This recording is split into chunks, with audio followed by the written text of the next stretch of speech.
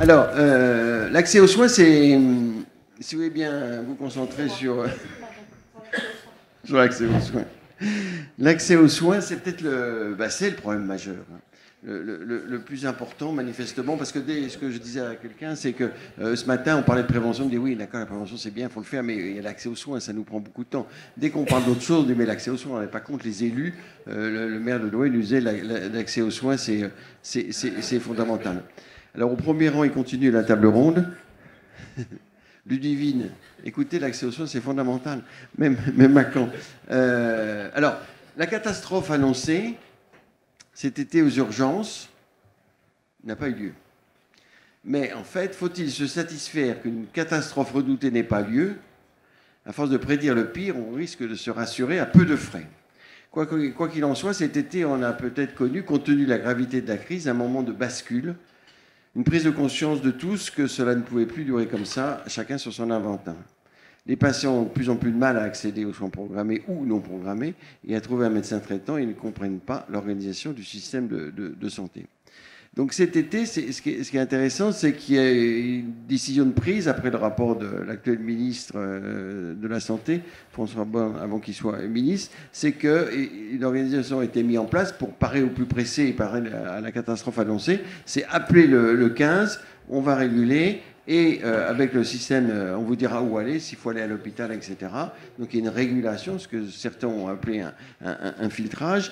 Il y aura une régulation et le service d'accès aux soins va permettre d'orienter le patient là ou là. Donc in fine, c'est quelque chose qui a permis à la ville et à l'hôpital de davantage travailler ensemble. Et le SAS, il est mis en place depuis 2-3 ans. Bon, ça avançait tranquillement. Mais c'est vrai que là, on a l'impression, moi j'ai l'impression que cet été, s'est passé quelque chose. Et que peut-être enfin, on dit la ville et l'hôpital, chacun de son côté, ils ne se parlent pas, ils ne travaillent pas ensemble, ils ne s'envoient pas de lettres, ils ne font pas de lettres de sortie de l'hôpital, etc. Il y a deux mondes qui s'ignorent superbement. Peut-être que là, on s'est aperçu qu'il y a quelque chose qui pouvait fonctionner avec un rôle différent, plus important pour les infirmiers. Donc pour en débattre, voilà, je vous ai présenté. Alors, ce que je vous propose, c'est de parler un peu du constat de cet été, et puis ensuite de voir comment ça peut s'améliorer, comment on peut faire en sorte que l'accès aux soins, de manière générale, l'accès aux médecins traitants, et puis aux soins non programmés, puisse s'améliorer. Voilà. Alors, le constat de cet été, on va commencer par Madame. Alors, vous, c'est intéressant parce que vous êtes à l'URPS, médecins libéraux, hein, à Rhône-Alpes, Aura. Vous voulez que je me présente, peut-être? Oui. Non? Voilà. Donc, moi, je suis le docteur Sylvie Filet-Bernard. Je suis anesthésiste depuis 25 ans, installée en libéral, enfin, installée depuis 25 ans en libéral, effectivement. J'ai été élue en juin 2021. Présidente de l'Union régionale des professionnels de santé libéraux de toute la région Auvergne-Rhône-Alpes. Alors, je ne travaille pas toute seule, bien sûr. Je travaille avec un bureau de 8 élus, dont pour moitié sont des représentants des médecins libéraux.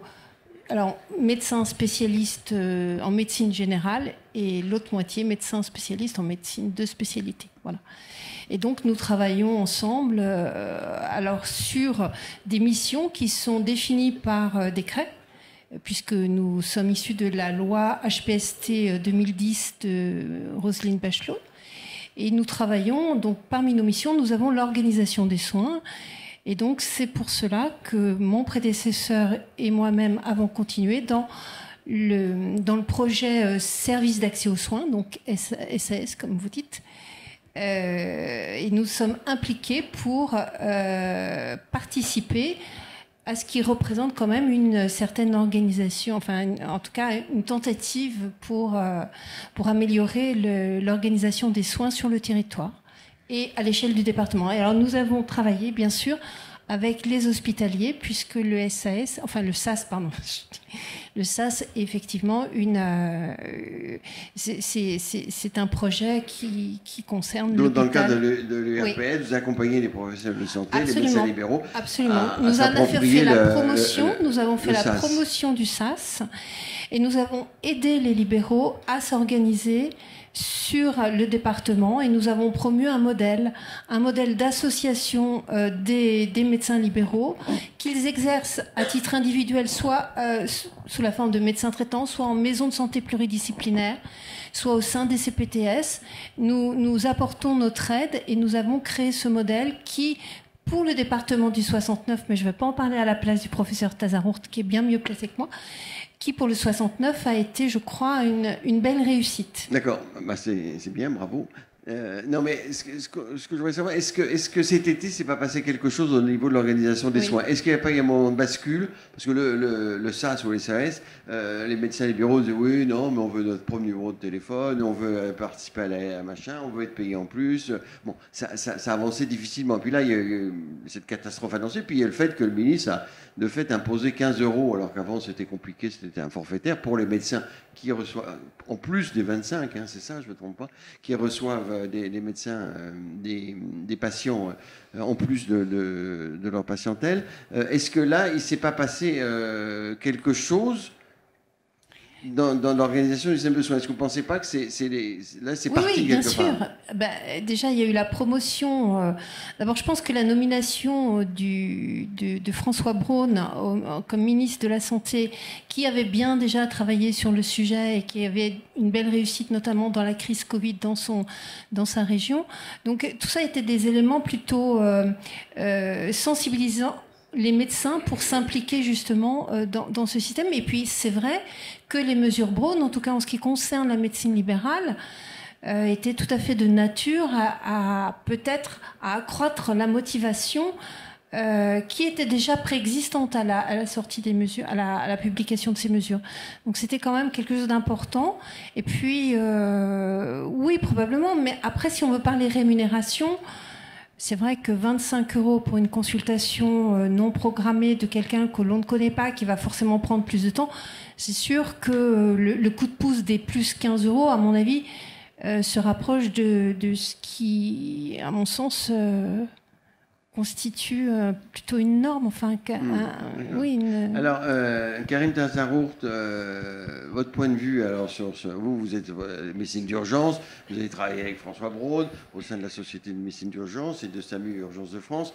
Est-ce que là, avec cet été où vraiment la crise et la catastrophe, paradis, est-ce que ça y est, c'est parti? Les soins non programmés, en tout cas, quitte à après élargir la discussion à l'accès aux soins, est-ce qu'il y a eu un progrès net? Non, mais on s'en fout de cet été, en fait. La rentrée va être plus dure. Si on dézoome un peu, ce qui est intéressant, c'est que cette mission flash n'a pu se faire que parce qu'il y a un consensus maintenant généralisé de l'ensemble des professions médicales et soignantes, de l'ensemble des partenaires, que notre produit final, c'est le patient. D'ailleurs, quand je vous entendais parler de l'hôpital, c'est intéressant parce qu'il y a eu un truc sur le Covid, quand même. On a tous vécu le Covid où les directeurs d'hôpitaux nous ont dit que nous proposez-vous? Et le post-Covid, de nouveau, on est obligé de remplir des tableurs Excel qui n'ont aucun sens. Et au lieu d'être faire du bottom-up, on retombe sur le top-down. Et ce qui est intéressant dans ces mesures, c'est de se dire collectivement, donc déjà médecins hospitaliers libéraux, dont la dichotomie est assez faible in fine, mais aussi, et je suis un believer de ça, les autres professionnels. Pas que les IPA d'ailleurs, hein. Pas que les nurses practitioners, les infirmières, les pharmaciens. Et on s'est dit, sur le patient, on a un sujet. On a un sujet d'accès aux soins, alors urgent, bon, plutôt pas trop mal fait, même s'il y a des liens, non programmés, très compliqués, et programmés.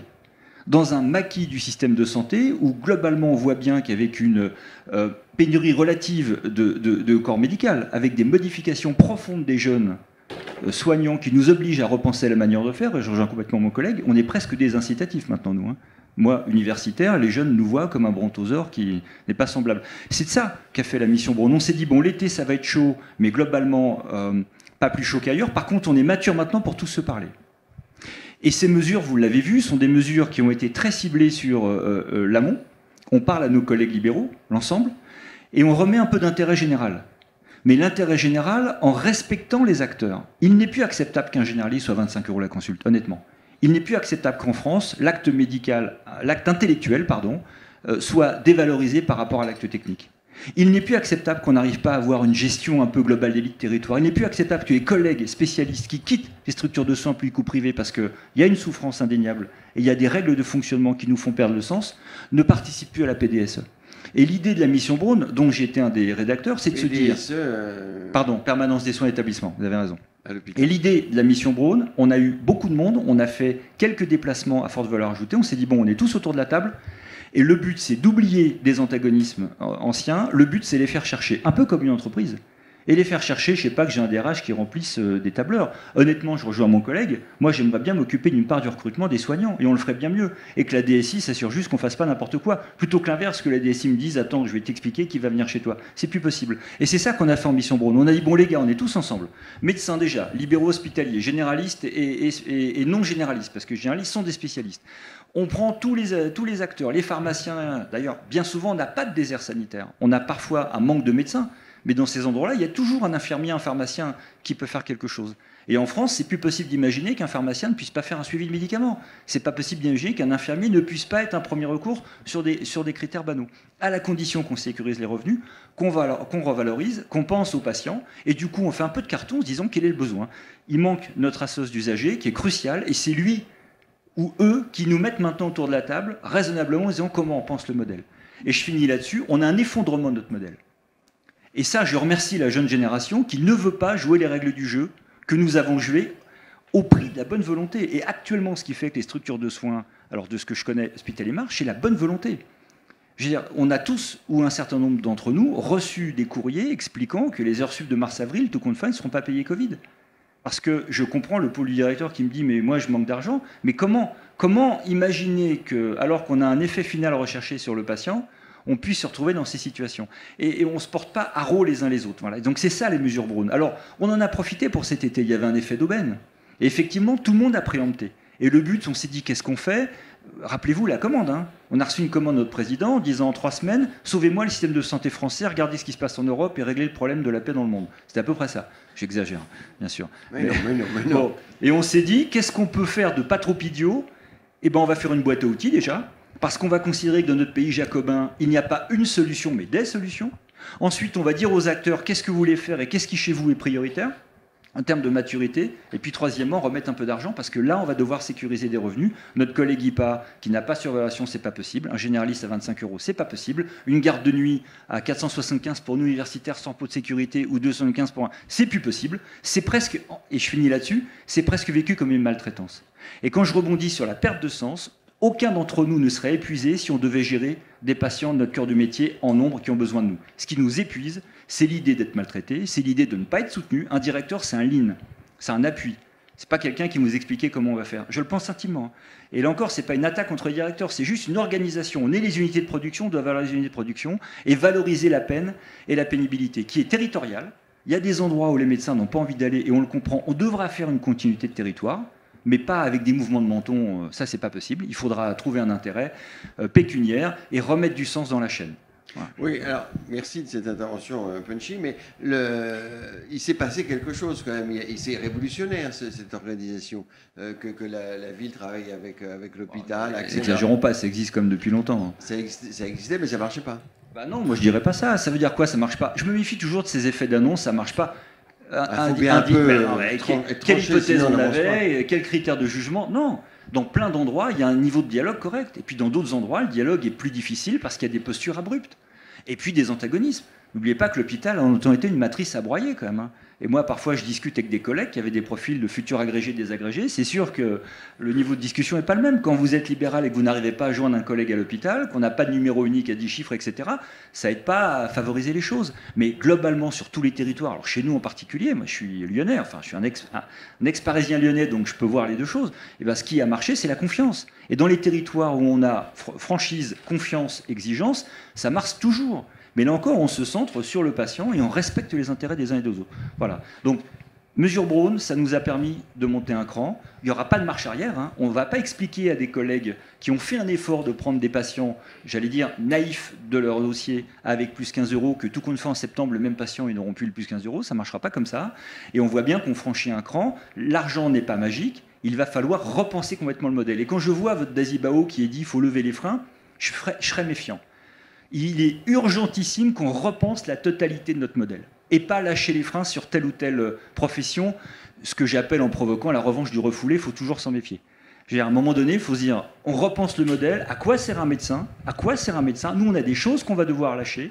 Lâcher n'est pas le bon terme, mais qu'on va devoir subsidiariser. Ce qui peut être réglé par quelqu'un d'autre qu'un médecin doit être réglé par quelqu'un d'autre qu'un médecin.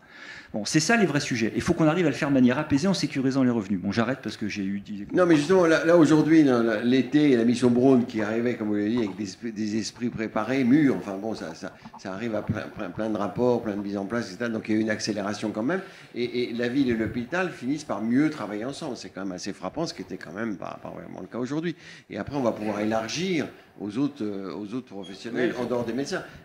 Au niveau des infirmiers en particulier, et puis après on passerait la parole à Franck de Mulder, mais au niveau des infirmiers, il y a le rapport du HCAM, du Haut Conseil d'amélioration de l'assurance maladie, il faut travailler beaucoup plus en équipe, il faut que les infirmiers puissent, pour élargir l'accès aux soins, faire en sorte qu'il n'y ait plus ces déserts médicaux et déserts médicaux au sens large. Est-ce que vous pensez que ça avance dans le bon sens? Est-ce que ce qui s'est passé cet été est une porte ouverte à une évolution franche de l'accès aux soins? Alors, j'aurais tendance à dire que ce qui est de frappant, en tout cas, dans la mise en place des mesures, c'est que quand il y a le feu, les pouvoirs publics sont capables d'aller assez vite. Voilà. Et quand le feu s'éteint, on arrête tout. On a eu un corpus réglementaire assez fourni qui a été promulgué en très peu de temps, donc avec une mission qui s'étale jusqu'au 30 septembre. On est en phase d'évaluation, les mesures sont à peine opérationnelles, mais je ne reviendrai pas en fait sur les modalités. Mais en tout état de cause, ce qu'il y a d'intéressant là-dedans, c'est que quand on veut, on peut, en termes de corpus réglementaire. Ça, c'est la première chose. Deuxième chose, et je rejoins complètement, il y a un mot très important qu'a dit Karim, c'est la subsidiarité. C'est-à-dire qu'il va falloir à un moment donné qu'on arrête de se dire que pour apporter une réponse à un problème, il faut créer quelque chose. Bien souvent, il n'y a pas besoin de créer, il faut réorganiser les choses. On a des ressources en France, on a des ressources infirmières qui sont assez pléthoriques par rapport aux principaux pays de l'OCDE. 135 000, c'est ça, infirmiers libéraux. Alors, il y a 135 000 infirmiers libéraux. Alors, j'ai appris cet été qu'il y avait 115 000 infirmiers qui avaient été rayés des tablettes par l'adresse. Enfin, les tableurs Excel, ça marche pas si bien que ça, finalement, parce qu'on était 762 000 au mois de juillet, puis on est passé, en fait, à 635 000. Donc, 115 000 infirmières, on sait pas où ils sont passés. Donc, c'est vrai que quand on doit gérer des ressources à l'échelle d'un pays, ça pose quand même un petit problème. Ça, c'est la première chose. Principe de subsidiarité. Pourquoi? Parce que, effectivement, à continuer à créer des trucs, des machins, des CPTS, enfin, ça devient illisible. Illisible pour le patient, illisible pour l'usager, illisible pour les professionnels de santé eux-mêmes. Et il faudra bientôt être un hyper spécialiste pour appréhender l'organisation du système. Nos politiques, aller à l'Assemblée nationale, y compris au niveau de la Commission des affaires sociales. Alors je ne veux pas stigmatiser, j'espère qu'il n'y a pas de membres de la Commission des affaires sociales là, mais ils n'y comprennent pas grand-chose. Ou en tout cas, ils ont une vision en fait du système de santé qui est extrêmement éloignée des réalités du terrain. Oui, d'accord, mais ce qu'on voudrait savoir, c'est est-ce que vous considérez que cet effet d'aubaine, cette crise a permis d'accélérer la mise en place d'un système qui va permettre d'améliorer l'accès aux soins et de modifier le rôle de l'infirmier? Alors, il faut être méfiant, parce que si on applique des vieilles recettes... pas trop méfiant. Non, mais il faut quand même être méfiant, parce que si on a une spécificité en France, c'est de vouloir répondre par des solutions nouvelles, en se disant que ce sont des solutions nouvelles alors que ce sont des recettes anciennes. Si, en fait, à un problème de ressources, vous allez répondre par des modalités qui jouent que sur la ressource, on sait ce que ça a donné depuis 20 ans, on n'y arrive pas. Donc c'est pas comme ça qu'il faut faire. À mon avis, et je rejoins ce qui a été dit, c'est revoir l'intégralité en fait du système et avec une appréhension en fait des problématiques qui changent. En clair, il faut écraser le logiciel qu'ont peut-être nos autorités sanitaires et nos décideurs aujourd'hui, et puis formater le disque dur et repartir sur un nouveau modèle. Aujourd'hui, ce qui se passe... Excusez-moi, qu'est-ce que ça veut dire tout ça? Ça veut dire que... En clair, parce qu'il faut tout changer, il faut changer de modèle. Non, logiciel. Mais je vais vous donner un exemple. On voit bien que le progrès qui a été fait cet été, c'est pas des petites mesures en fait. C'est appeler le 15 et vous serez payé 15 au niveau des médecins libéraux. Et ça a marché. Mais je vais aller au bout. Je vais aller au bout. Si en fait le problème d'accès aux soins consiste à apporter plus de ressources médicales à un cabinet de généraliste pour qu'il augmente sa file active de patients, alors on nous dit que ça marche, ça va pas marcher longtemps. Aujourd'hui, à mon avis, il vaut mieux effectivement partir sur des partages de tâches. Alors Franck en parlera tout à l'heure, voire partage de compétences. On n'est pas toujours d'accord là-dessus. Ça, c'est le premier point. Le deuxième point, c'est de rendre, et c'est dommage que France Asso ne soit pas là, parce qu'en fait, il faut responsabiliser aussi les acteurs. Rendre les usagers responsables, beaucoup plus responsables de leur prise en charge. Et aujourd'hui, avec les objets connectés, dans le cadre d'un vieillissement de la population et d'une explosion des maladies chroniques, ça peut apporter, en fait, en tout cas, des gains de temps médical. Et troisième point, enfin, c'est s'appuyer beaucoup plus sur la digitalisation du système de santé, parce qu'aujourd'hui, par rapport à d'autres pays, on a 2 décennies de retard. Non, mais on est bien d'accord, ce qu'on essaie de voir, c'est comment l'organisation des professionnels de santé au sens large peut faciliter aujourd'hui, d'une façon un peu urgente, l'accès aux soins, qui est quand même un vrai problème aujourd'hui en France. On avait un maire tout à l'heure qui, je vous le disais au début, on ne parle pas de prévention parce qu'il ne faut pas confondre l'accès aux soins avec l'accès aux médecins traitants. Et même le directeur de l'ARS Normandie qui disait, moi j'ai fait une charte de l'accès aux soins, mais la prévention, oui, je vais le faire pareil. Ouais.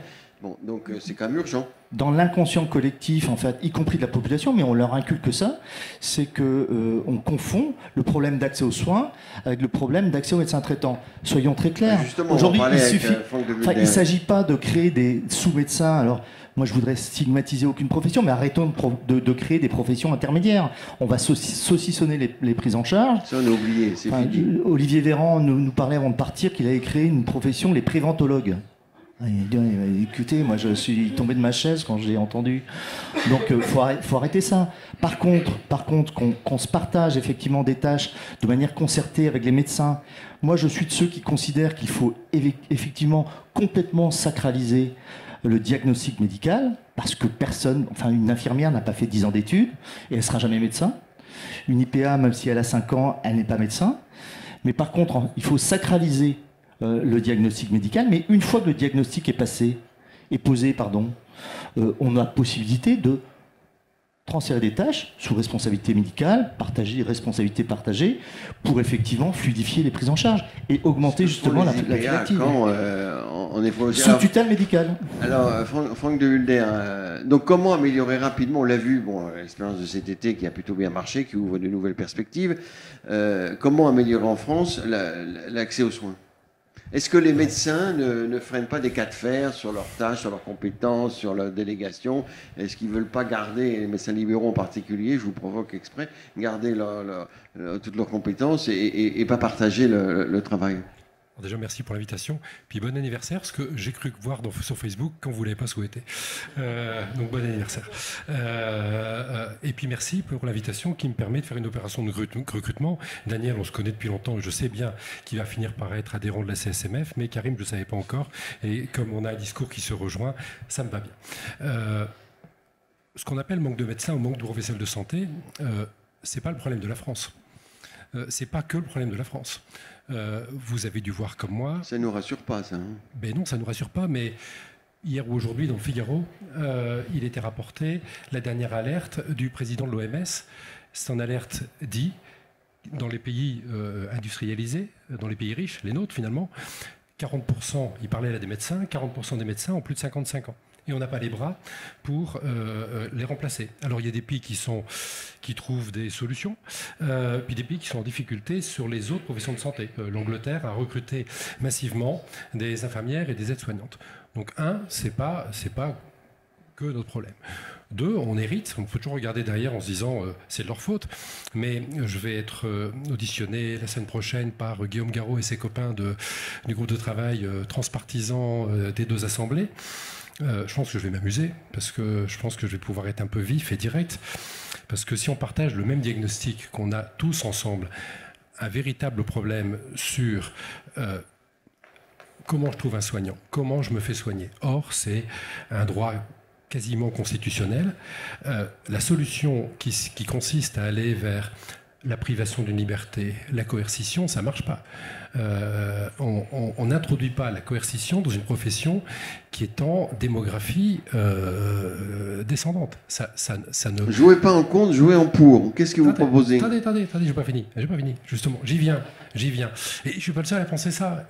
Éric Chenu, la mutualité, on peut quand même pas taxer la mutualité française d'être c'est pas leur faire offense que de dire qu'ils n'ont pas toujours été 100% des ardents défenseurs de la médecine libérale dans tous ses aspects. Et pourtant, quand on lit Éric Chenu, il porte en fait des valeurs qu'on défend les uns les autres. Et des valeurs qu'on défend les uns les autres, c'est réorganisons-nous. Il y a une place pour chacun.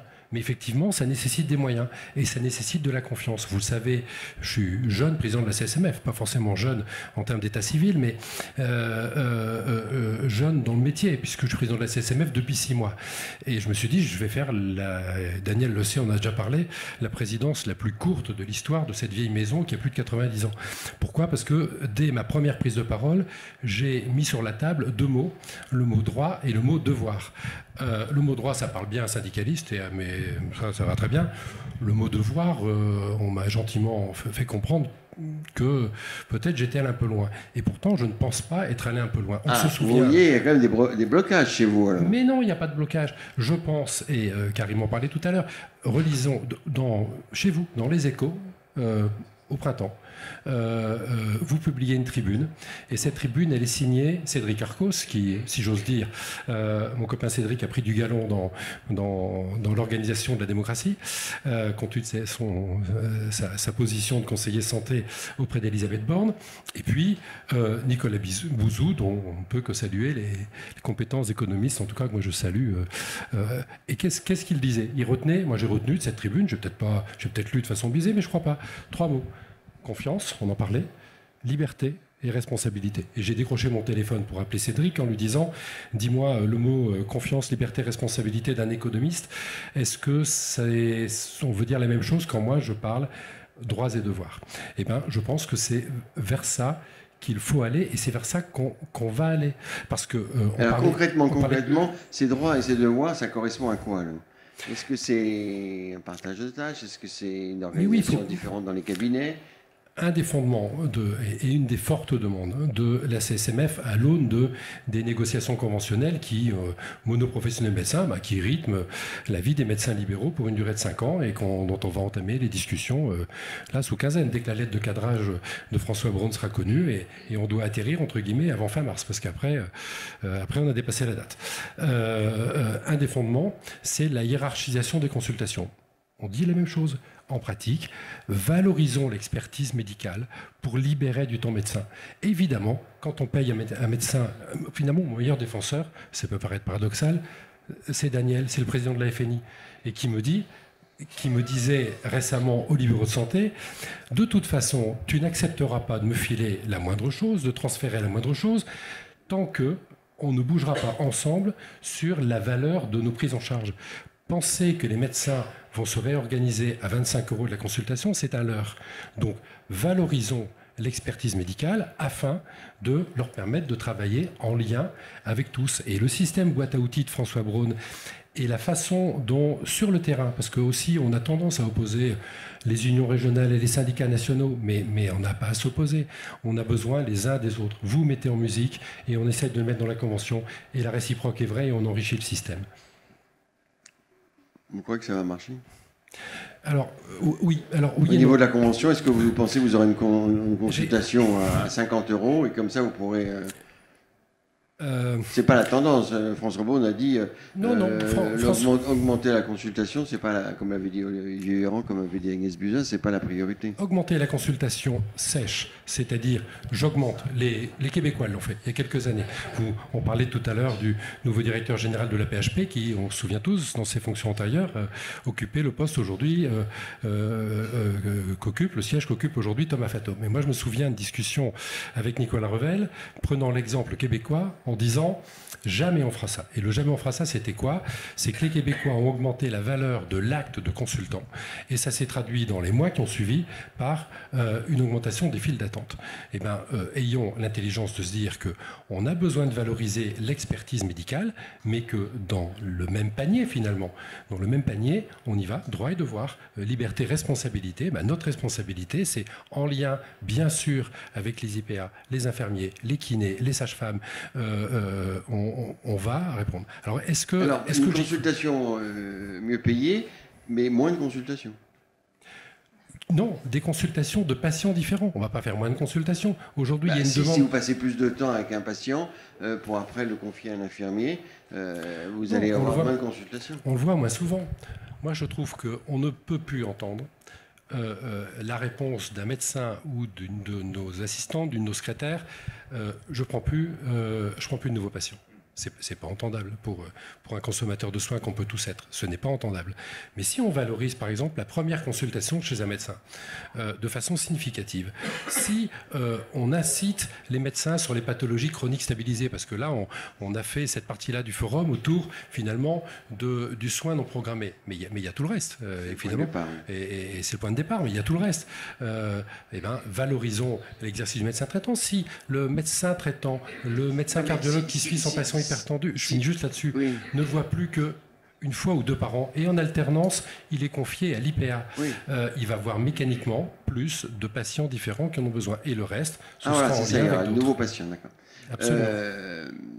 Bon, qu'est-ce que vous pensez de tout ça sur le 15, avant, ça sert à quoi le 15 on s'y perd un peu parce qu'à un moment c'était pour les urgences, après il ne fallait pas appeler le 15 si on n'avait pas une vraie urgence, maintenant il faut l'appeler dès qu'on a une urgence ressentie. Est-ce que le rôle du 15 va être celui de cet été? Est-ce que ça va être pérennisé? C'est-à-dire j'appelle le 15 si j'ai une urgence ressentie ou pas? Alors, c'est très intéressant ce qui se dit. Hein. Comme toujours. Non mais... quand on regarde, oui, certes, mais on dit des choses, on arrive à dire des choses communément qu'on ne se disait pas il y a 2 ans. Le devoir, l'intérêt général ressenti. On ne va pas rester longtemps à la CCMF. Mais je crois que c'est un sentiment partagé. Aucun soignant n'a envie de maltraiter les patients. Quand un médecin généraliste est amené à refuser un patient, ce qui est une hérésie collective, individuellement, il se sent pris dans une situation dont il n'arrive pas à sortir. Et c'est ça qu'il faut qu'on joue sur les perceptions. Alors pour revenir sur le 15... Bon, historiquement, vous savez ce qu'est le 15, c'est le SAMU. L'évolution s'est faite de manière très lente, mais de manière très forte, avec un soin non programmé de moins en moins géré, parce que probablement de plus en plus désorganisant dans l'activité des médecins généralistes de ville, avec une part aussi qui se transforme en consulte non programmée versus soins non programmés. La radio, la biologie n'est plus acceptable maintenant dans différents lieux pour l'usager. L'usager a maintenant la volonté d'unité de lieu et de temps, et on voit qu'on a besoin de créer maintenant des vrais centres de soins non programmés où on fait tout en un et on ressort, à des heures qui sont parfois des heures considérées comme normales par les usagers, 2 heures du matin, ce qui n'est pas une heure normale. Pour revenir à ça, on voit bien qu'on a besoin maintenant d'un guichet unique qui, loin de capter toute cette activité, va au contraire redistribuer le plus intelligemment possible l'activité de soins non programmés sur le médecin traitant ou sur des collectifs de médecins traitants. Alors après, qu'est-ce que c'est le SAMU? C'est un endroit où quand vous ne savez pas ce qui vous arrive, alors quand c'est grave, quand vous ne savez pas ce qui vous arrive, vous avez un accès à un médecin qui va pouvoir vous apporter des solutions. En mots-clés, sur 100 appels, en 2022, sur 100 appels qui arrivent au SAMU-SAS, post-triage par les décrocheurs, un centre de régulation médicale, 60 relèvent de la médecine générale. Alors un certain nombre relèvent d'un soin non programmé, une radio, une biologie, mais pas de médecine aiguë. Donc on voit bien la bascule qui a été faite, et c'est d'ailleurs pour ça que le SAMU est devenu service d'accès aux soins, où on a décidé d'avoir une co-construction de gouvernance. Naguère, les collègues spécialistes en médecine générale arrivaient comme supplétifs des urgentistes, et je le dis de manière très forte, avec un siège à droite, et puis globalement pas grand-chose d'autre. On a décidé maintenant collectivement de passer sur une co-gouvernance, et pas qu'avec les spécialistes de médecine générale, avec les dentistes qui viennent, avec les kinés, etc. Donc voilà ce que c'est le SAMU. Ça, c'est une solution actuellement pour le pays. La co-gouvernance, ça date de quand, de cité ou de 21, ça c'est grâce au SAS. C'est février 21, le premier a été fait à Lyon, d'autres villes ont démarré parce qu'on avait un écosystème qui permettait de se parler. Et je rebondis sur ce qui a été dit, c'est très important cet écosystème. On est maintenant à un point de bascule du pays où on a tous conscience que l'intérêt général doit redevenir en respectant les intérêts individuels. Et je reviens sur la notion de responsabilité. C'est indécent d'avoir une consulte à 25 €. C'est vécu comme indécent, c'est un modèle économique qui ne permet pas de vivre correctement. C'est indécent d'avoir des infirmiers qui font des actes à, tu connais mieux que ma nomenclature. 3,15 €. Voilà, c'est indécent. 3,15 € pour une piqûre, pour injection. Vous vous rendez compte? C'est pas possible. Donc c'est ça aussi plus les le mesures déplacement, Brown. j'espère, si besoin. Avec un petit déplacement à côté, oui. Voilà, comment peut-on donner l'impression qu'on respecte les individus à qui nous intérêt général? C'est pour ça qu'une des mesures Brown a été de dire on va revaloriser. Alors après, là encore, il n'y aura pas une masse d'argent extensible. Les besoins dans la santé sont les mêmes dans la justice, dans l'armée, etc. Donc on a besoin de repenser le modèle. pas de lâcher les freins, de repenser le modèle. Et ça passe par une sécurisation des revenus et une revalorisation de ce qui doit être fait. Voilà. Et donc je conclus, le SAS, c'est un endroit, vous avez un problème, vous appelez, c'est pas un Doctolib, hein, c'est pas une prise de rendez-vous, c'est on vous résout le problème. Et le plus possible, 15, on va... vous voulez dire, hein. Le 15 ça c'est pareil. 15 SAS. Et c'est pour ça d'ailleurs qu'on se bat pour un numéro santé spécifique et pas être inclus dans un gros numéro de secours type 112. On pense que quand vous voulez avez... maintenir le 15 et puis il y a le 116, 15, 113. et puis 116, 117, tout ça. Bah, tout afflue en ce moment. Alors, à la limite, peu importe ce qui se passe, vous décrochez un Tout numéro, arrive peu au même importe, endroit. tout afflue sur le SAS. D'accord. Il nous reste 5 minutes, donc conclusion. Oui, juste un petit retour d'expérience. On a demandé, nous, des remontées des départements, territoire national, sur l'application de ces mesures Braun et la manière dont les professionnels sur le terrain s'emparaient de la boîte à outils, etc., etc. Ce qui avait d'assez intéressant, et c'est une tendance qui se dégage, même si on n'a pas des données exhaustives aujourd'hui, c'est que là où il y avait des SAS installés, c'est-à-dire sur les 22 départements où les SAS sont installés, on a très très peu impliqué en fait les autres professionnels. Quand je dis les autres professionnels, c'est qu'on a le sentiment d'être dans un dialogue hôpital, médecine générale, point barre. Assez curieusement, là où il n'y a pas de SAS, on voit que les acteurs en fait se sont beaucoup plus mis en pluriprofessionnalité et co-construisent des solutions qui sont beaucoup plus pluripro. Exception faite peut-être sur ton département où effectivement je connais ta vision pluripro prégnante depuis des années, mais en tout cas c'est une tendance lourde qu'on observe et c'est pour ça que je dis qu'il faut être méfiant. C'est parce qu'aujourd'hui il y a 22 SAS installés, on va généraliser ça en 2023. Quid effectivement de cet esprit-là si on part sur des bases comme ça? Vous dites que le SAS risque de Non, ce qu'il dit, c'est qu'il faut mettre toutes les URPS. URPS autour de la table, il a raison. URPS pharmaciens, infirmiers, etc. Oui, C'est ça lui, qui... il parle plus clairement que vous quand même. Non, on dit la même chose. On dit la même chose. Ou c'est vous qui ne me comprenez pas? Non mais...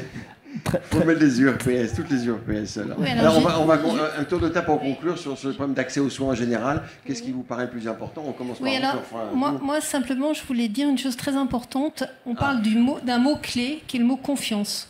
En fait, pourquoi ça a fonctionné dans le 69 mieux que dans d'autres départements, en tout cas de manière plus visible? C'est parce qu'il y avait de la confiance entre les acteurs. Et à partir de ce moment-là, effectivement, Karim dit oui, on était assis et on collaborait. Donc à partir de là, on peut faire des projets, aboutir des projets et fonctionner. Et on se revoit régulièrement et on analyse ce qui va pas. Ensuite, je voulais faire une petite... je voulais dire un petit mot sur le problème de la santé aujourd'hui et de l'accès aux soins. Effectivement, notre modèle repose beaucoup sur l'accès aux soins aux médecins traitants parce que ça a été voulu comme ça historiquement. Il n'empêche qu'aujourd'hui, les médecins libéraux ne sont pas du tout en forme. Alors, quand je regarde les chiffres, on parle, parce que moi, depuis que je suis arrivée, on parle de désertification médicale, en essayant un petit peu de dire, mais vous, les médecins, vous foutez rien, vous ne voulez pas y aller, etc. Il y a des déserts, il y a des endroits où il n'y a personne. Bon. C'est un petit peu le ressenti, en tout cas, que peuvent avoir les médecins libéraux.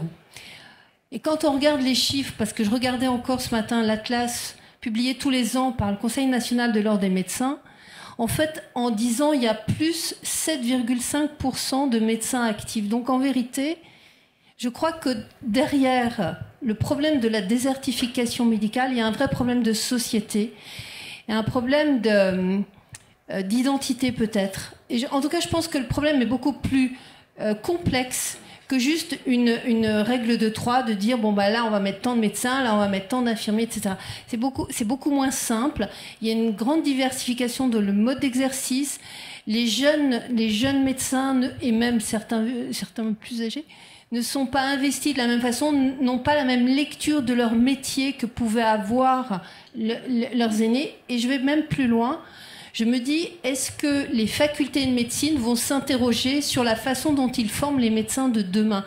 Est-ce que eux aussi n'ont-ils pas une réforme de responsabilisation, de responsabilité dans les produits finis que représentent les internes? Voilà. D'accord. Alors, en principe, on a fini la table ronde. Est-ce que... Et puis, non, j'avais une dernière chose. Ah non, pardon.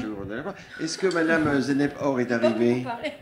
Elle est pas... Ah oui, elle est là, d'accord. Donc, on ne va pas prendre trop de retard, parce que je ne vous voyais pas, mais si vous n'êtes pas arrivé. Alors, non, j'ai juste une dernière chose à dire.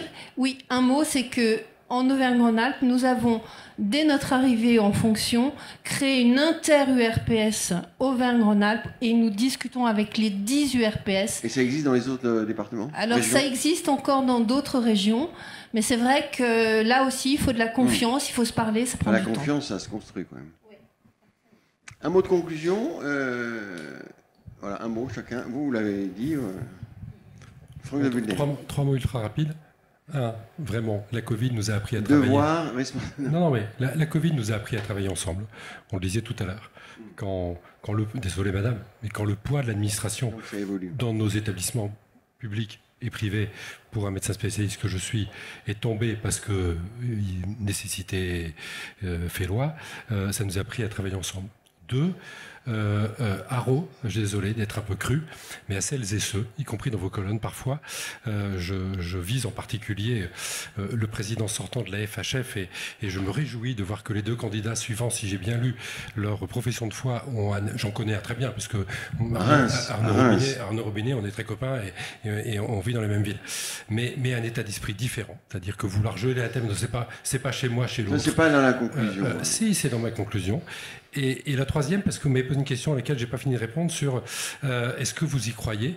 Eh bien oui, parce que ça nous oblige. Et que je pense que quand je dis droits et devoirs, ça oblige les médecins, ça oblige les soignants des autres professions de santé, ça oblige les usagers, mais ça oblige surtout les politiques et le payeur. Et il va de soi que si, on parlait de négociations conventionnelles, on plante ces négociations conventionnelles parce qu'on ne se donne pas les moyens d'y aller. Et ce n'est pas que des moyens financiers, c'est des moyens de réorganisation. La responsabilité sera grande. Mon dernier échange avec Thomas Fatome récemment, je lui disais, Thomas, vous savez, pour moi, à mes yeux, je ne suis pas défaitiste, je suis un optimiste de nature, c'est la convention de la dernière chance. Si on n'est pas capable de répondre à la demande de la société, on changera de système et je ne pense pas que ce soit bien qu'on ferait ce qui se passe au NHS et en Angleterre. Alors, un mot de conclusion. On repart du patient, on reconstruit les modèles, on subsidiarise massivement, on sécurise des revenus et on travaille l'aval des structures de soins qui nous posent un énorme problème avec le vieillissement de la population, de personnes qui n'ont plus besoin d'hôpital mais qui n'ont pas la capacité de revenir à domicile. Parce que l'aval, c'était ce qu'avait dit Marie-Sophie Touré il y a 10 ans, le problème de l'hôpital, c'est pas l'amont, c'est l'aval. On a traité l'amont. Un mot, vraiment un mot, parce que... Oui, on pourrait jouer un petit peu sur l'inconscient collectif du système. Ce serait par exemple de radier du Code de la santé publique le terme auxiliaire médical. On est d'accord. Voilà. ne serait-ce que pour effectivement considérer qu'à partir du moment où on approche le patient, on est des praticiens de santé à compétences médicales définies. Et effectivement, les compétences d'un médecin ne sont pas celles d'une aide-soignante. Ça, c'est la première chose. Je termine, deuxième chose, et je veux juste faire c'est une petite blague, hein, mais vous avez lu le rapport HCAM. Le rapport HCAM préconise effectivement le travail en équipe. Moi, je vais faire mienne la définition que Coluche avait de l'esprit d'équipe. Il disait que l'esprit d'équipe, c'était des mecs qui étaient en équipe, qui avaient de l'esprit, donc qu'ils partageaient. Voilà. Merci. Merci sur ce très beau. Merci madame. Merci beaucoup. Bon retour en Rhône-Alpes où paraît-il il fait beau. Merci messieurs.